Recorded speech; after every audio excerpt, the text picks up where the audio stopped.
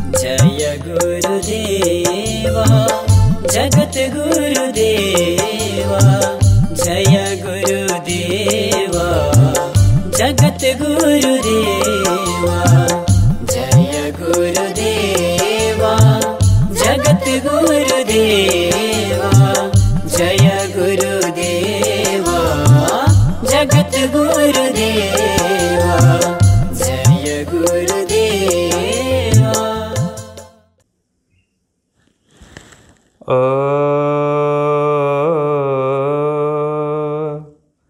श्री राधा कृष्ण चरण कमलेभ्यो नमो नमः। यज्ञावतारं निजभक्तवत्सलं कृपासमुद्रं भवतापहारकं कौशिकीतीरे कृतनित्यलीलां श्रीमद्वराहं शरणं प्रपद्ये। श्रीमद्वसिष्ठकुलभूषणसच्चरित्रं विद्वद्वरं सकलज्ञानयुतं महन्तं निम्बार्कधर्मपरिवर्धनज्योतिरूपं श्रीमज्जगद्गुरुवरं शरणं प्रपद्ये।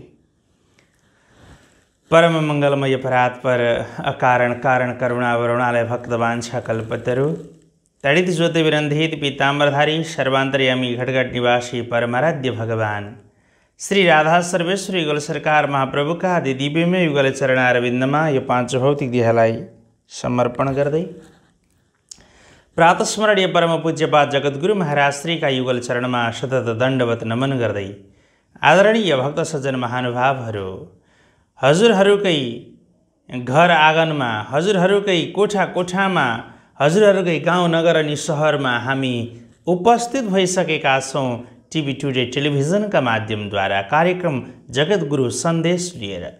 जगद्गुरु सन्देश कार्यक्रम हेर्नका निमित्त टेलिभिजनको स्क्रिन अगाडि नेटका, फेसबुकका, युट्युबका माध्यमद्वारा हेर्नका लागि उपस्थित हुनुहुने तमाम महानुभावहरूलाई जगद्गुरु सन्देश कार्यक्रममा प्रथम जगद्गुरु पीठ प्राचीन हरिद्वार चताराधामको तर्फबाट हार्दिक हार्दिक स्वागत गर्न चाहन्छौँ। आदरणीय महानुभाव, हजुरहरू देखिरहनु भएको छ पवित्र पावन पुण्यभूमि बराह क्षेत्र प्राचीन हरिद्वार चताराधाम, जहाँ लोकपावनी भगवती माता सप्तकौशिकी समस्त मानवजनको हितका लागि, समस्त प्राणी जगतको रक्षाका लागि प्रवाहित हुनुहुन्छ। यहाँबाट यो माथि देखिरहनु भएको दुईटा पहाड जहाँ गएर टुङ्गिन लागेको छ, त्यसैको पारिपट्टि भगवान बराह विराजमान हुनुहुन्छ। सप्तकौशिकीको यो मनोरम दृश्य यहाँहरूलाई हामी देखाइरहेका छौँ। लोकपावनी भगवती माता सप्तकौशिकी, 7 सहायक नदीहरू मिलेर सप्तकौशिकी बन्नुहुन्छ। जुन सप्तकौशिकीको मार्गबाट धृतराष्ट्र र गान्धारीले परम मुक्तिलाई प्राप्त गर्नुभयो, जुन सप्तकौशिकीमा राजा परीक्षितले 7 दिनमा मृत्यु वरण गर्ने श्राप प्राप्त गर्नुभयो र भागवत श्रवण गर्नका लागि उहाँ अगाडि बढ्नुभयो। यस अर्थमा श्रीमद् भागवतको उत्पत्ति स्थल, उद्गम स्थल पनि यही कौशिकीको तट हो, जुन कौशिकी हजुरहरूले यो स्क्रिनमा देखिरहनु भएको छ। आदरणीय महानुभाव, त्यति मात्र नभएर स्वयं भगवान जगदीश्वर सर्वान्तर्यामी श्रीकृष्णचन्द्र महाप्रभुका अग्रज दाजु हलधर बलरामजी महाराज महाभारतको युद्ध नहोस् भन्ने चाहनुहुन्थ्यो, तर युद्ध गर्नु पर्ने बाध्यता थियो। भगवानले किनभने कौरवलाई सम्झाउँदा पनि उनीहरूले 5 गाउँ पनि दिएका थिएनन्, अन्ततः युद्ध निश्चित बनेको थियो। त्यस अवस्थामा बलरामजी महाराज तीर्थयात्राका लागि निस्कनुभयो, जुन तीर्थयात्रा गर्ने क्रममा हरिद्वारको क्षेत्रमा, नैमिषारण्यको क्षेत्रमा सुतजी महाराजको अन्त्य हुन पुगेको थियो। श्रीमद् भागवतमा यहाँहरूले कथा सुन्नुभएको छ। उनी बलरामजी महाराज विभिन्न नदी, तीर्थ, सरोवर, तलाउ ताल पोखरी कुण्डहरूमा स्नान गर्दै गर्दै सप्तकौशिकीमा आउनुभएको थियो र कौशिकीमा आएर स्नान गरेर ब्रह्महत्याबाट छुटकारा प्राप्त गर्नुभएको थियो। त्यति मात्र नभएर स्वयं भगवान परशुरामकी हजुरआमा माता सत्यवती नै सप्तकौशिकीका रूपमा परिणत हुनुभएको कुरा श्रीमद् भागवतमा वर्णन गरिएको छ।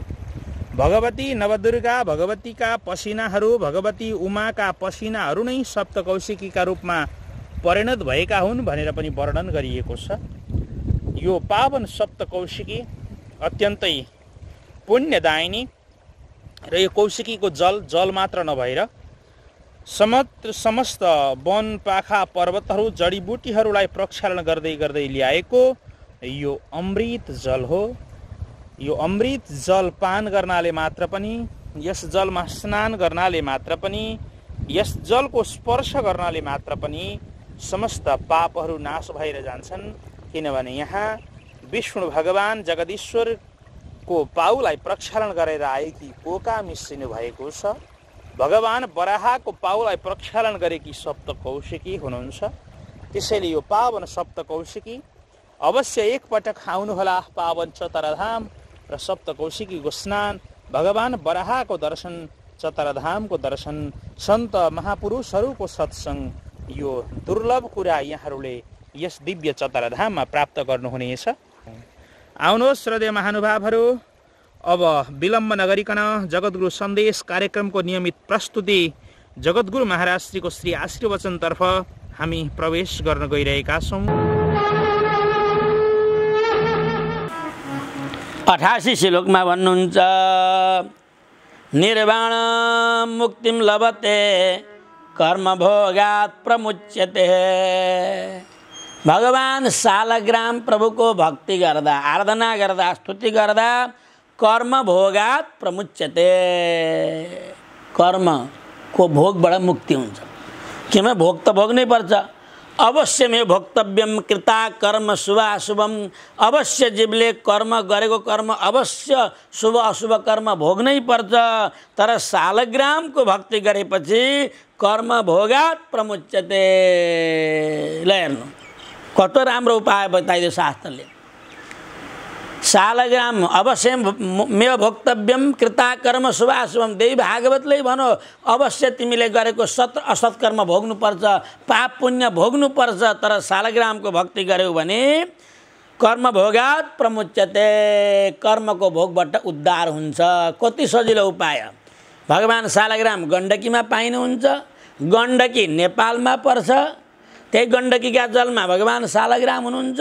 उनी शालग्रामको भक्ति गर्नाले कर्म र भोग, कर्मको भोगबाट जीवात्मा मुक्ति हुन्छ। अनि के हुन्छ? निर्वाण मुक्तिम लभते। निर्वाण मोक्ष पद प्राप्ति हुन्छ। ब्रह्ममा लीन हुन्छ, भगवत धाममा लीन हुन्छ। विष्णु पदे प्रलीनश्च भविष्यन्ति न संशय। भगवान श्रीहरिका पाउमा विलय हुन्छ, लीन हुन्छ। नित्य भगवानको दासत्व प्राप्ति गर्दछ। ल हेर्नु कस्तो सुन्दर उपाय, सहज उपाय।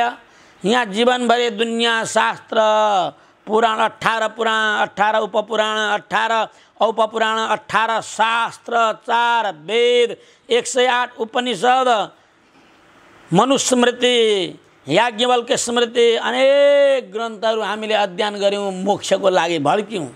खोज्दा खोज्दै जीवन बिते।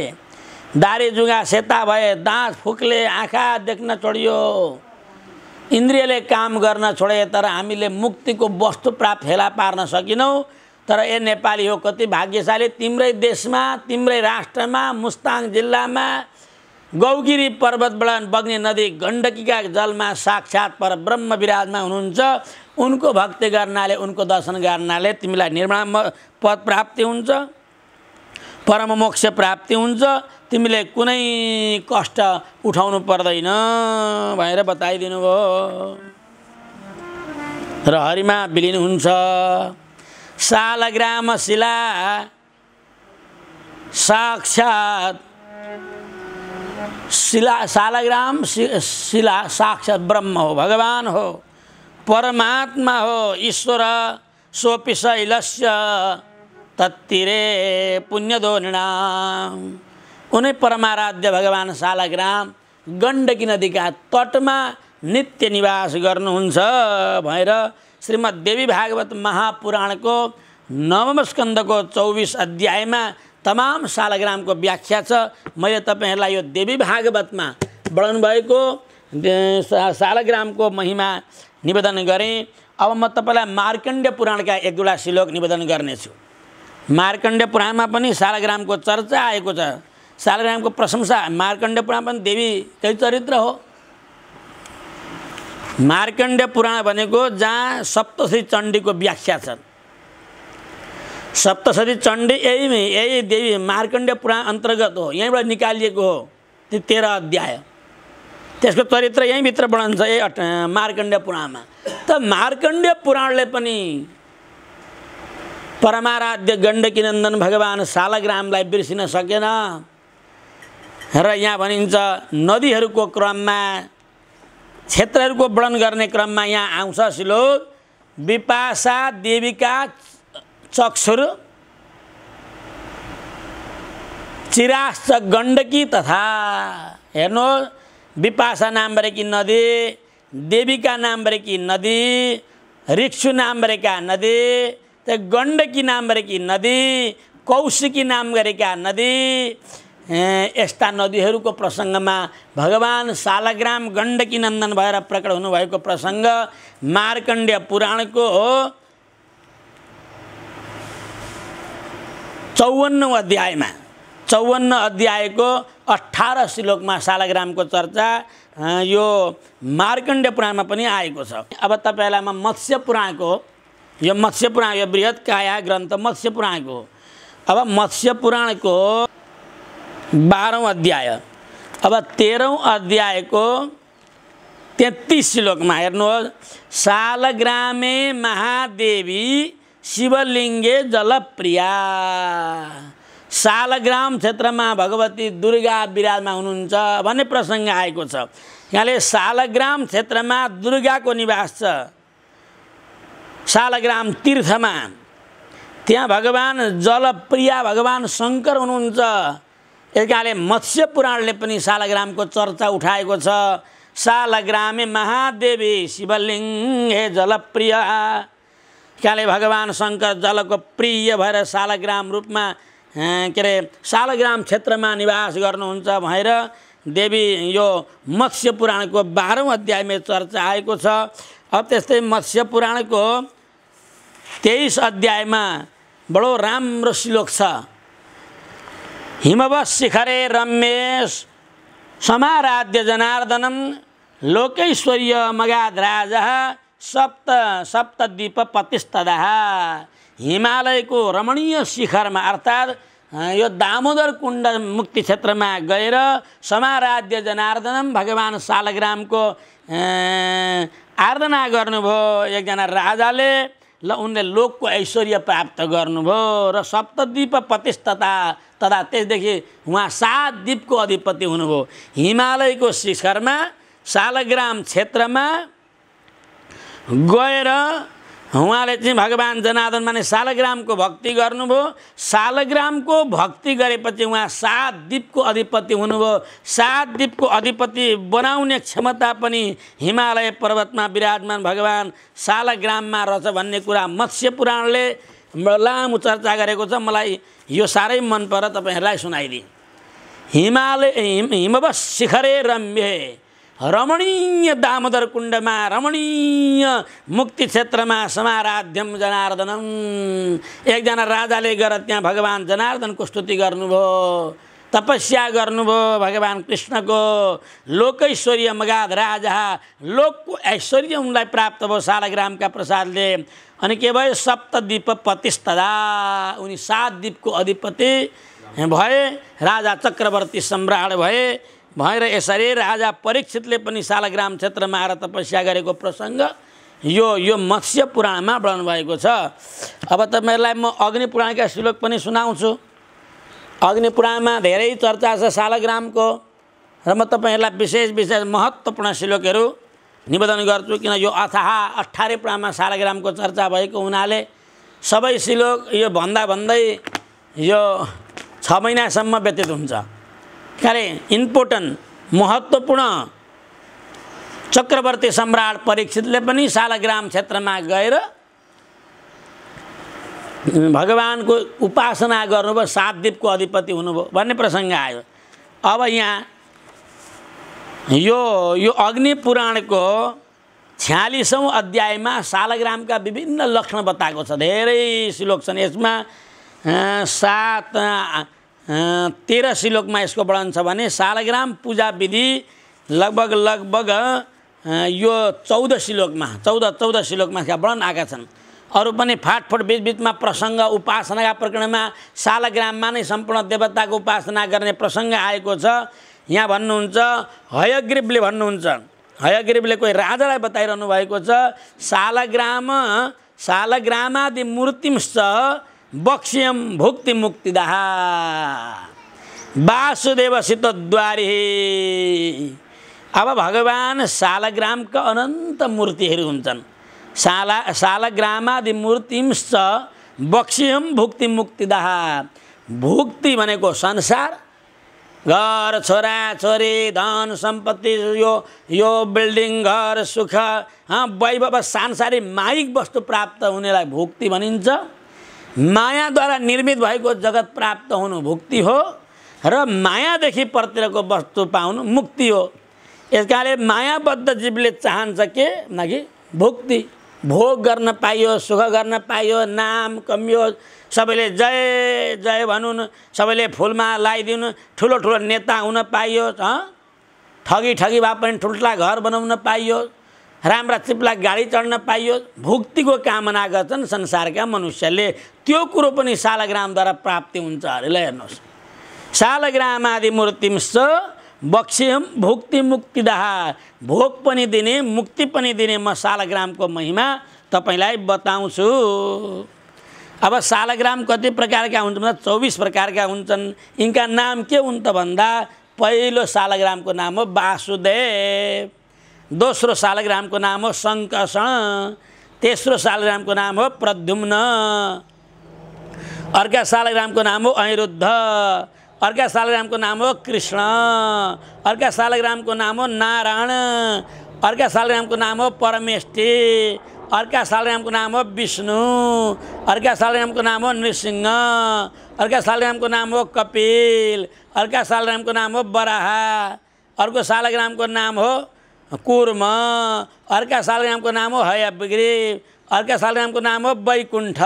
ल हेर्नुहोस्, अर्का शालग्राम मूर्तिको नाम हो मत्स्य, अर्का शालग्राम मूर्तिको नाम हो श्रीधर, अर्का शालग्रामको नाम हो वामन, अर्का शालग्रामको नाम हो श्याम, अर्का शालग्रामको नाम हो त्रिविक्रम, अर्का शालग्रामको नाम हो वामन, अर्का शालग्रामको नाम हो अनन्त, अर्का शालग्रामको नाम हो दामोदर, अर्का शालग्रामको नाम हो लक्ष्मी नारायण, अर्का शालग्रामको नाम हो अच्युत, अर्का शालग्रामको नाम हो त्रिविक्रम, अर्का शालग्रामको नाम हो जनार्दन, अर्का शालग्रामको नाम हो वासुदेव। यसरी 24 प्रकारका शालग्रामको व्यापक चर्चा पुराणमा आएको छ।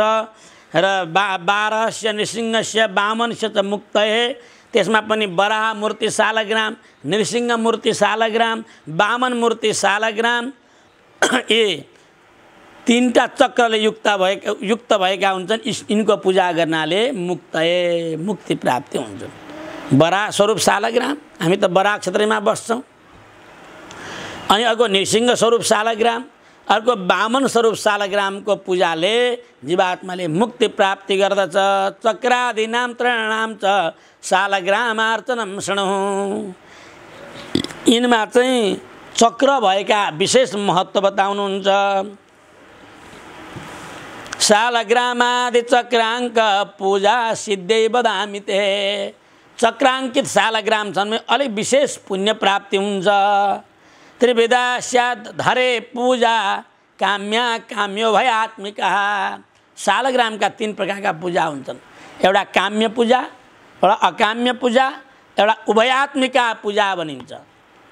काम्य पूजा भनेको कामना लिएर गर्ने, निष्काम अकाम भनेको कामना रहित। भागवतमा त्यसको प्रश्न गरेको छ। अकाम सर्वकाम वा मोक्ष काम उदारदेहि तीव्रेण भक्ति योगेन यजते पुरुषम परम।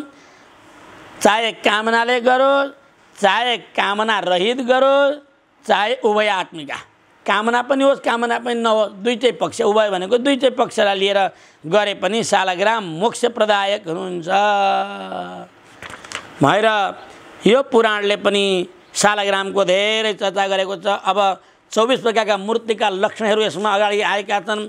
त्यस पछाडि मत्स्य सालग्रामको वर्णन, कुर्म सालग्रामको वर्णन अलग अलग छन्। यसमा अत्यन्तै लामो चर्चा त तपाईहरू फेरि यसमा पस्नुभयो भने तपाईलाई के हुन्छ भने भ्रम पैदा हुन्छ, यो गर्ने उ नगर्ने, त्यो गर्ने उ नगर्ने। सालग्राम सदा पूज्या, यति जान्नुहोस्, सालग्राम सधैँ पूज्य हुनुहुन्छ। यो अग्नि पुराणका मैले तपाईलाई 2-4 श्लोक पनि निवेदन गरेँ। अब केही दिनमा तपाईहरुलाई यी सम्पूर्ण पुराणका जो प्रमाण छन् पुस्तकाकारमा तपाईहरुले प्राप्त गर्नुहुन्छ। अब म तपाईहरुलाई यो ब्रह्म पुराणमा सालग्रामको चर्चा आएको छ त्यो पनि सुनाउँछु। ब्रह्म पुराणको 25औं अध्यायमा 25 अध्यायको 21औं श्लोकमा सालग्रामको चर्चा आएको छ। सालग्रामं चक्रतीर्थं कोटिद्रुममनुत्तमां बिल्वप्रभं देव हृदं तीर्थं विष्णुहृदं तथा भनेर यहाँ सालग्रामं चक्रतीर्थं हेर्नु। यहाँ सालग्राम तीर्थ, सालग्राम क्षेत्र अनि चक्रतीर्थ भनेको दामोदर कुण्ड, यी अत्यन्तै महत्त्वपूर्ण तीर्थ हुन्। यी समान तीर्थ अरू छैनन् भनेर वर्णन गर्नुभएको छ।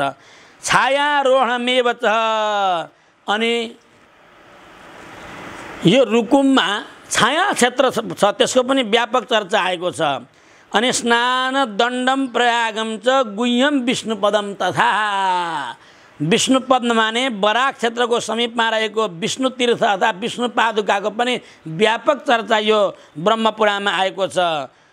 शुकरवम अथवा शुकर क्षेत्रको पनि वर्णन आएको छ। रुद्र रूपतीर्थम शुकरवम चक्रतीर्थम महाफलम, रूपतीर्थ बरातीर्थ चक्रतीर्थ छन् महाफल प्रदान गर्नेवाला। तीर्थम कोकामुखम पुण्यम, अनि कोकामुख तीर्थ परम पुण्यदायक छ। द्रष्टा कुण्डम भनेको यो बराक क्षेत्रको उत्तरपट्टि त्यो द्रष्टाङ्कुर तीर्थ पर्दछ, त्यो विष्णु तीर्थ पनि त्यहीँ पर्दछ, सर्वकामी शिला पनि त्यहीँ पर्दछ, ब्रह्मकुण्ड पनि त्यहीँ पर्दछ, अद्यापि ब्रह्मकुण्ड विराजमान छ। यसरी तमाम नेपालका तीर्थहरूको वर्णन गर्ने क्रममा सालग्राम तीर्थको लामो चर्चा यहाँ आएको छ। कौशिकीम देवतीर्थम च, कौशिकी नदीको आएको छ। ब्रह्मतीर्थम तथैव च, त्यसै गएर कोटि तीर्थम पञ्चनदम बाराहम यक्षिणी हृदम, यक्षिणी तीर्थ, बारा तीर्थ, पञ्चन तीर्थ, कोटि तीर्थ, यता धेरै कौशिकी देवतीर्थ छ। कौशिकीका तटमा देवतीर्थको वर्णन आएको छ। कुब्जाम्रकम भद्रवटम भनेर यसको आएको छ। त्यसै गरेर स्थाणु तीर्थम कुरस्तीर्थम स्वर्गद्वारम कुशाध्वजम लेखेर कुशध्वजम, स्वर्गद्वारी स्वर्गतीर्थको चर्चा लामो आएको छ। शक्रतीर्थम, शक्रतीर्थ भनेको वर्तमानको सुनसरी जिल्लाको चक्रघट्टी भन्ने ठाउँ, त्यसलाई शक्रतीर्थ भनिएको छ पुराणमा। यसको चर्चा पनि यो ब्रह्मपुराणमा आएको छ। कौशिक्याम भरतञ्चैव तीर्थम ज्येष्ठा लिका तथा, कौशिकी कोशी तीर्थको, भरत तीर्थको ज्येष्ठ मालिका भनेको बाजुराकी बडी मालिकाको, ज्येष्ठ माने बडी मालिकाको महिमा वर्णन यहाँ आएको छ। कुम्भ कर्ण हृदञ्चैव, कुम्भकर्ण हिमालको चर्चा आएको छ। कौशिकी हृदयमेव च, दुधकुण्डको महिमा आएको छ। गोकर्ण तीर्थको वर्णन आएको छ। यस्ता धेरै तीर्थको वर्णन गर्ने क्रममा अत्यन्तै लामो व्याख्या यो ब्रह्मपुराणमा सालग्राम क्षेत्रको आएको छ। सद्भक्तका उपरमा गर्दे अपार दृष्टि, अर्चा स्वरूप नेरा कल्याणको छ वृष्टि, अर्चा स्वरूप नेरा कल्याणको छ वृष्टि। हे सालग्राम भगवन् परब्रह्म नै तिमी हो, हे सालग्राम भगवन् परब्रह्म नै तिमी हो। संसार यो जगत का सर्वस्व नै तिमी हो। संसार यो जगतका सर्वस्व नै तिमी हो। हे सालग्राम भगवन।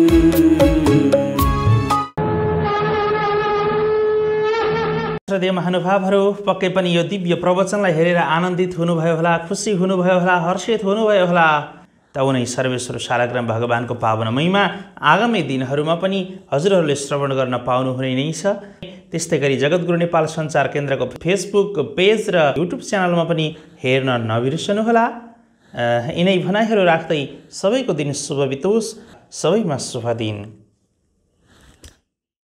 जय गुरुदेवा जगत गुरुदेवा, जय गुरुदेवा जगत गुरुदेवा, जय गुरुदेवा जगत गुरुदेवा, जय गुरुदेवा जगत गुरुदेवा।